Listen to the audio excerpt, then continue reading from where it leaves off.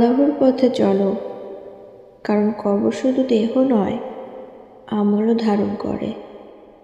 যে কবরের দিকে আজ তাকাতে ভয় পাও, একদিন সেই কবরই হবে তোমার চিরস্থায়ী ঠিকানা। কবর তোমাকে, আমাকে, আমাদেরকে শেখায়, মানুষ যত কিছুই করুক না কেন, শেষ পর্যন্ত সব নিঃশেষ। একটি গর্ত আর কিছু মাটি। কবরের ভেতরে কোনো বন্ধু থাকে না, শরীরে শক্তিও থাকে না,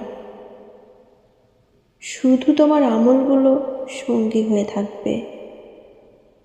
আজ যে অহংকারে মাথা উঁচু করে হাঁটো, কাল সেই মাথাটাই আল্লাহর সামনে জবাবদিহির জন্য নত হবে।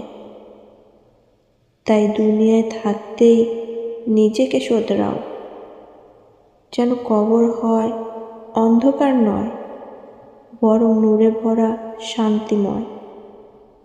সুবহানাল্লাহ।